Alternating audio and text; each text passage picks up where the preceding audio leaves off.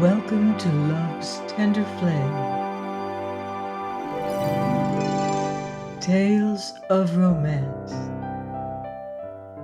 I'm Mardell, reading The Auction Block by Rex Beach.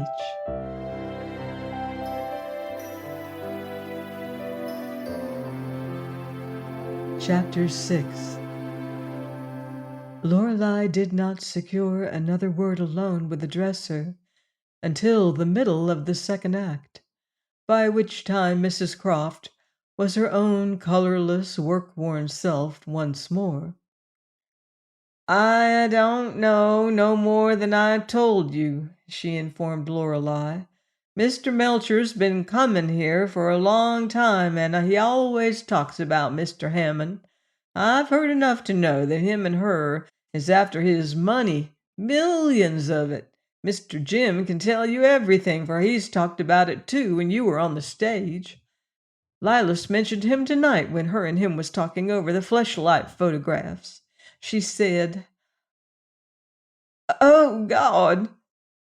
Mrs. Croft broke off her narrative suddenly and, falling to her knees in a prayerful attitude, began nervously arranging the long row of footgear under Miss Lynn's table. The next instant the owner herself burst into the room, panting from a swift run up the stairs. "Quick, Croft! Don't be all thumbs now!" She tossed a sealed letter upon her table, rapidly unhooked her dress, and stepped out of it, then into a flame-colored velvet gown which the old woman held out for her. She set a tremendous plumed hat upon her head, impaled it deftly, patted her hair into more becoming shape, and then seated herself, extending her feet for a change of slippers. She took a moment to open and read her note. Lorelei looked up from the sewing at a little cry of rage from Lilas. Miss Lynn had torn the message into bits and flung it from her. Her eyes were blazing. "Damn him!" she cried furiously, rising so abruptly as almost to upset Mrs. Croft. "The idiot!" "What is it?" "I must telephone. Quick!" Halfway to the door she halted at Lorelei's warning. "Wait! You haven't time!" "Damn!" repeated the elder girl. "I must, Oh, Lorelei, dear, will you do me a favor? Run down to the door and telephone for me. I won't be off again till the curtain, and that will be too late." Lorelei rose obediently. "That's a dear. Call Tony the barber's place. I've forgotten the number. Anyhow, you can find it. And ask for Max. Tell him it's off. He can't come." "Who can't come, Max?" "No, just say, Lilas sends word that it's off. He can't come. He'll understand. Now run quicker. You won't catch him, and he'll kill me if I let him go. I'll call him later tonight. Oh, that's my cue now. Just ask for Max. Don't use his last name. Thanks. I'll do as much for you." Lilas was off with a rush, and Lorelei hastened after her, speculating vaguely as to the cause of all this anxiety. The telephone at the back of the Circuit Theater was located inside the stage door and occupied one end of the shelf which separated Mr. Reagan's hole-in-the-wall from the entrance hall. It was no place in which to conduct a private conversation, since anyone coming or going could hear, but stage telephones are not installed for the convenience of performers. As Lorelei hurried down the passageway, a man in evening dress turned, and she recognized Robert Wharton. "You are sent from heaven," he cried at sight of her. "I enter out of the night, and unburden my heart to this Argoside watchman, and lo, you come flying in answer to my wish. Quick service, Judge. In appreciation of your telepathy, I present you with some lumbago cure." He tossed a banknote to Reagan, who snatched it eagerly on the fly. Lorelei forestalled further words. "Please, I must telephone. I go on in a minute." "Fairy princess, last night I was a goldfish. Tonight I am an enchanted lover." "Wait, I'm in a hurry." She thumbed the telephone book swiftly in search of her number, but young Wharton was not to be silenced. Tell him it's all off, he commanded. You can't go. I won't let you. Promise. He laid a hand on the telephone and eyed her gravely. Don't thwart me. I'm a dangerous man. You can't use our little phone unless... Don't be silly. I'm telephoning for someone else. That's exactly what we can't permit. The someone else is here. I'm it. No, no. He closed one eye and wagged his head, grasping the instrument more firmly. Promise to tell him it's a him, isn't it? Ha! My intelligence is sublime. Promise. I slapped you last night. I promise to do it again, Lorelei told him sharply. Something whispered that you did, and all day long I've been angry, but tonight, now that I'm in my natural condition, I pass the insult. I offer you my hand and my other cheek in case you want to try a left hook.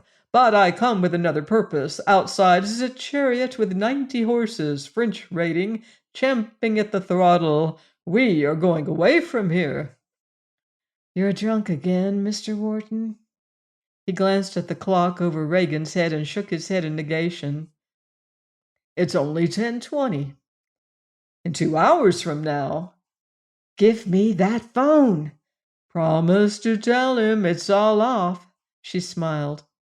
All right. I'll use those very words. Wharton hesitated. I trust you. I'm going to tell him he can't come, she said, holding out her hand. Once the instrument was hers, she oscillated the hook with nervous finger, staring doubtfully at the cause of her delay. Wharton, as on the evening before, carried his intoxication with an air. He was steady on his feet, immaculate in dress, punctilious in demeanor. Only his roving, reckless eye betrayed his unnatural condition. The judge had enjoyed the scene. He chuckled. He clicked his loose false teeth like castanets. Bob turned at the sound and regarded him with benign interest, his attention riveted upon the old man's dental infirmity. You're quite a comedian, Reagan wheezed. Click 'em again, said Bob pleasantly. Wonderful. Age has its compensations. Play Home Sweet Home when you get 'em tuned up. Or perhaps they are for sale. Lorelei secured her number and was surprised to recognize her brother's voice. She made herself known to Jim's equal amazement and then inquired, Is Max there? Sure, he's outside in the automobile. Call him, please. What do you want of him? How'd you know I was here? Never mind, call him quickly. During the wait, Wharton ejaculated, Ha! Jim! Max! Men's names! Mr. Reagan, kindly grind your teeth for me. No? Well, will you grind them for $1? Jealousy business, thanks. At last Melcher's voice came over the wire and Lorelei recited her message. There was a moment of silence, then she explained how she came to be talking instead of Lilas. He thanked her, and she heard him muttering as he hung up. She turned to find her annoyer nodding with satisfaction. Splendid! I thank you. My father thanks you. My family thanks you. Now, where would you like to dine? How can a person get rid of you? She inquired stiffly. I'm sure I don't know. It isn't being done, but I'll try to think. Wear your prettiest gown, won't you? I intend to enrage all the other fellows. This is an invitation? The first of a nightly series. Life is opening out for you in a wonderful manner, Miss Knight. Don't refuse. My legs have petrified, but a gang of safe movers couldn't budge me. She turned with a shrug of mingled annoyance and amusement, and he called after her, The judge's teeth will entertain me till you come. I'll be waiting. Miss Lynn, as she dressed after the performance, was still in an evil temper, but she thanked her roommate for aiding her. And then, as if some explanation were due, she added, That note was from Jarvis.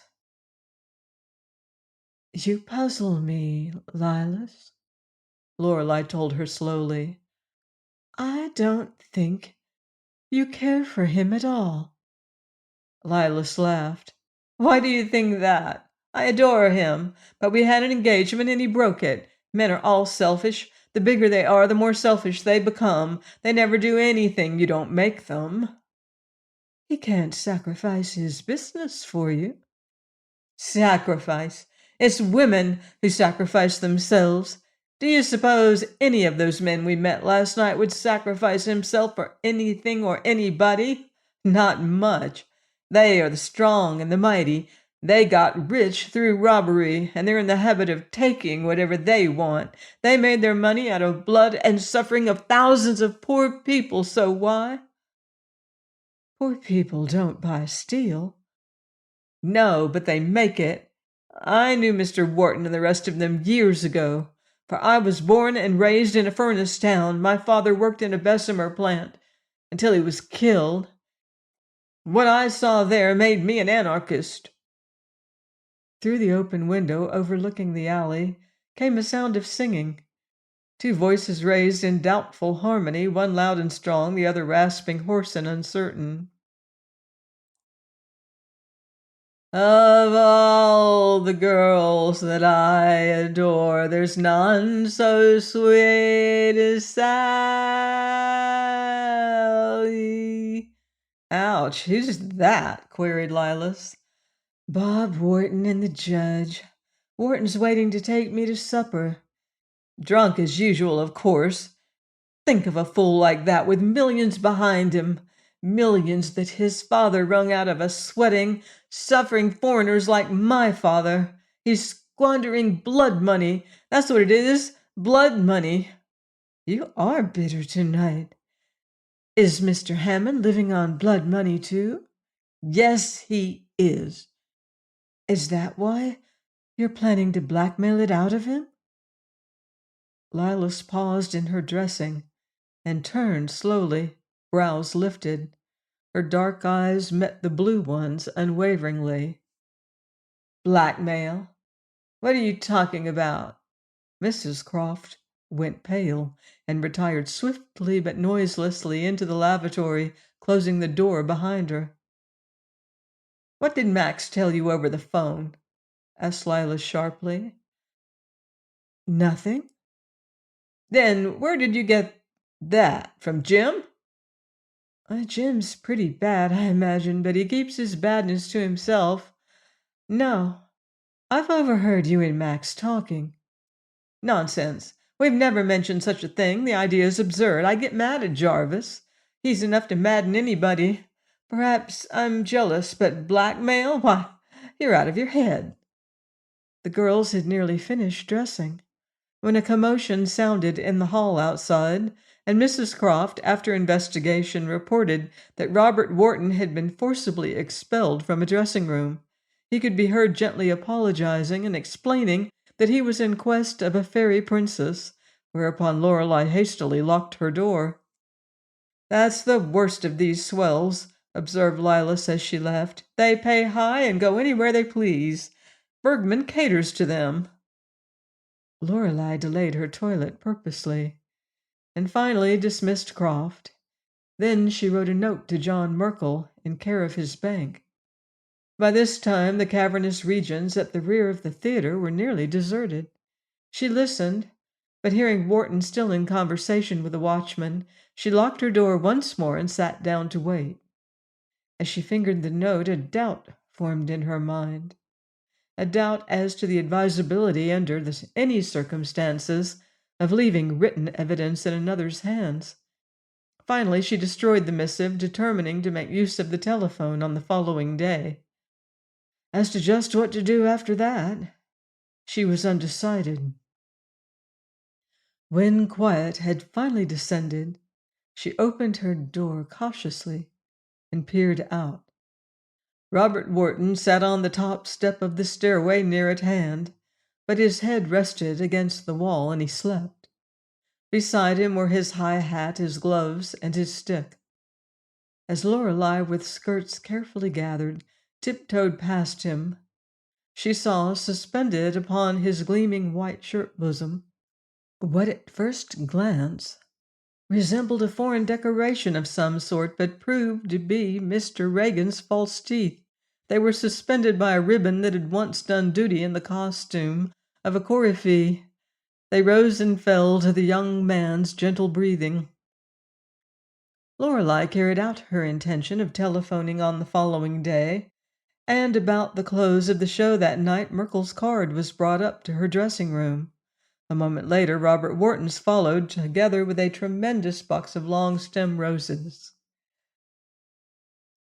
She went down a trifle apprehensively, for by this time the current tales of Bob's drunken freaks had given her cause to think somewhat seriously, and she feared an unpleasant encounter. More than once she had witnessed quarrels in the alleyway behind the circuit, where pestiferous youths of Wharton's caliber were frequent visitors. But Mr. Merkel relieved her mind by saying, "I sent Bob away on a pretext, although he swore you had an engagement with him." "I'm glad you did. I left him asleep outside my dressing room last night, and I almost hoped he'd caught pneumonia." Beside the curb, a heavy tour car was purring, and into this Merkel helped his companion. "I'm not up on the etiquette of this sort of thing," he explained, "but I presume the proper procedure is supper. Where shall it be, Sherry's?" Lorelei laughed. "You are inexperienced. The Johns never eat on Fifth Avenue. The lights are too dim." "But why supper? You can't eat." "A Welsh rarebit would be the death of me. Lobsters are poison," he confessed. "But I've read that chorus girls are carnivorous animals and seek their prey at midnight." "Most of them would prefer bread and milk. Anyhow, I would, but I'm not hungry. So let's ride. We can talk better. And you're not the man to be seen in public with one of Bergman's showgirls." The banker acquiesced with alacrity. To his driver he said, "Take the Long Island road." As the machine glided into noiseless motion, Lorelei noted a limousine waiting nearby and saw a dim figure within. The dome light had been turned off, and she could detect a white shirt front, the blurred outline of a face, and the glowing point of a cigar. "You can follow that man's example if you wish," said she, "and hide until we're away from the bright lights." Merkel answered shortly, "Your reputation may suffer, not mine." He leaned forward and inquired of the chauffeur, "Whose car's that?" "Mr. Hammond's, sir. He's going our way, so his man said." "I thought so. We'll have company." "Why do you choose the Long Island road?" asked Lorelei. "It's pleasant," responded Merkel. "I ride nearly every night, and I like the country. You see, I can't sleep unless I'm in motion. I get most of my rest in a car. There's something about the movement that soothes me." "How funny." "Peculiar, perhaps, but scarcely humorous. I'd be dead or insane without an automobile. You see, I'm nothing but a rack of bones strung together with quivering nerves. Always been so, and I'm getting worse. I keep 4 French cars in my garage, all specially built as to spring suspension and upholstery, and I spend nearly every night in one or the other of them. It's seldom I do less than 100 miles between midnight and the morning. And sometimes, when I'm bad, I do twice that. So long as I'm moving fast, I manage to snatch a miserable sort of repose. But the instant we go slow, I wake up. It's the sensation of flight, the music of a swift running motor, the wind blowing in my face that lulls me. But it's getting harder all the time. I used to sleep at 20 miles an hour. Now I can't relax under 30. 40 is fine. 60 means dreamless peace." "It does indeed, if one happens to have a blowout," laughed the girl. "I have trouble keeping chauffeurs. The darkness breaks their nerve, and they play out in 2 or 3 months. I've known them to crack under the strain in a week. And yet all the time I want to go faster, faster. Some night when a bolt breaks or my driver's eye and hand fail to coordinate, it will all end, I suppose, in a twinkling. And I'll get a good rest at last. Meanwhile, I thank heaven and Mr. Vanderbilt for the motor parkway." The car had threaded the after-theater congestion of traffic with a swiftness that testified to the practiced hand on the wheel, and was now darting through unfrequented side streets where the asphalt lay in the shadows like dark pools. Upon the approach to the Queensboro Bridge it swept and took the long incline like a soaring bird. Overhead the massive towers pierced the night sky. The steel-ribbed skeleton tunnel rushed past the riders. Far beneath, the river itself lay like a sheet of metal, glittering here and there with the yellow lights of ships. Blackwell's Island slipped under them, an inky, bottomless pit of despair, out of which points of fire gleamed upward like faint, steady-burning sparks of hope in the hearts of miserable men. The breath of the overheated city changed, as by magic, and the thin-faced sufferer at Lorelei's side drank it in eagerly. Even in the dim flash of the passing illuminations, she noted how tired and worn he was, and a sudden pity smote her. "Won't you pretend I'm not here, and drive just as you always do? I won't mind," she said. "My dear, it's late. You'll need to get home." "No, no." "Really?" His eagerness was genuine. "Won't your people worry?" Her answer was a short, mirthless laugh that made him glance at her curiously.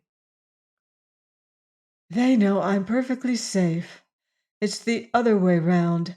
A man of your standing takes chances by being alone with a woman of mine."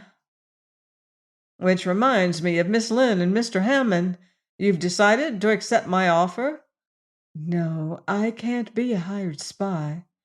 "Well, you said over the phone that you'd learned something." "I have. I believe there is an effort on foot to get some of Mr. Hammond's money dishonestly. I have a reason for wishing to prevent it." "I knew I wasn't mistaken in you," smiled Merkel. "Oh, don't attribute my actions to any high moral motives. I'm getting a little rusty on right and wrong. Personally, I have no sympathy with Mr. Hammond, and I don't imagine he acquired all of his tremendous fortune in a perfectly honorable way. Besides, he's a married man." "It isn't alone Jarvis or his family or their money that is concerned," Merkel said gravely. "Great financial institutions sometimes rest on foundations as slight as one man's personality, one man's reputation for moral integrity. A breath of suspicion of any sort at the wrong time may bring on a crash involving innocent people. Hammond at this moment carries a tremendous top-heavy burden of responsibilities. His death would be no more disastrous than a scandal that would tend to destroy public confidence in him as a man." "Doesn't he know that himself?" "Perhaps, but his infatuation overtook him at an age when a man is a fool. Young men are always objects of suspicion in the financial world, for their emotions are unruly. But when old men fall in love, they are superbly heedless of the consequences. I promised to tell you something about Jarvis, and I will, since you spoke of his married life. To begin with, his father and his father's father were steel workers. They came from Cornwall before he was born, and Jarvis grew up in the glare of the Pennsylvania furnaces. From the time he could walk, he never knew anything, never heard anything except steel. He inherited all the driving strength of his father and developed such a remarkable business ability that he became a rolling mill superintendent almost before he was of age. They say he never did less than 2 men's work, and often more. But he could make others work too, and there lay the secret of his success. He was indefatigable. He was a machine. He never rested, nor played, nor relaxed as other men do. He just worked. And his mill held the tonnage record for years. When the corporation was formed, he played a big part in the deal and got a big slice of the profits. He had been successful, noted. At one turn of the wheel, he became enormously wealthy. The story of Aladdin is nothing to the story of the men who took part in that combination. Hammond went into other things than steel, and he prospered. He never failed at anything. Now, here comes the part of the story that interests me most of all and will interest you if you can understand the workings of a man's mind. Jarvis had no vices and but one hobby. At least his vices were neutral, for he had never taken time to acquire the positive kind. His hobby was Napoleon Bonaparte. He read everything there was to read about Napoleon. He studied his life and patterned his own on similar lines. His collection of Napoleana is the finest in this country. He is an authority on French history of that period. In fact, he's as nearly hipped on the subject as a man of his powers can be considered hipped on anything. Do I bore you, Miss Knight? No, go on. I'm tremendously interested. Well, naturally, Hammond began to consider himself another Napoleon, and his accomplishments were in a way quite as wonderful. His strategy was quite as brilliant, and his victories quite as complete. He even confided to me once that his idols surpassed him in only one respect, namely the power to relax. A pardonable conceit under the circumstances. Jarvis had never taken time for relaxation, and he was beginning to wear out, and so he deliberately set about learning to play. The Emperor of France, so history tells us, took his greatest pleasure in the company of women. Therefore, Hammond sought women just as he had sought and gained financial conquest. He doesn't know the taste of defeat, so the result was foreordained. But surely he thought something of his family, protested Lorelei. Didn't he consider them? I fancy he wasn't well acquainted with his family. I'm sure he never enjoyed any home life as we understand it. He lived with a rich old woman who bore his name but scarcely knew him. His daughters were grown women whom he saw on rare occasions, and whose extravagant whims he gratified without question. But there was little real intimacy, little sympathy. Remember, Jarvis had been a boy, but he had never been young. And this was his first taste of youth. But he was not Napoleon. As you've noticed, he's quite mad on the Lynn woman. He's no longer himself. He's been drugged by her charms, and now he's paying the price. I wanted you to know the story before we went any further. Now, tell me what you have learned. Join me next time for another romantic chapter of The Auction Block by Rex Beach, here on Love's Tender Flame. Until then, love deeply and live beautifully.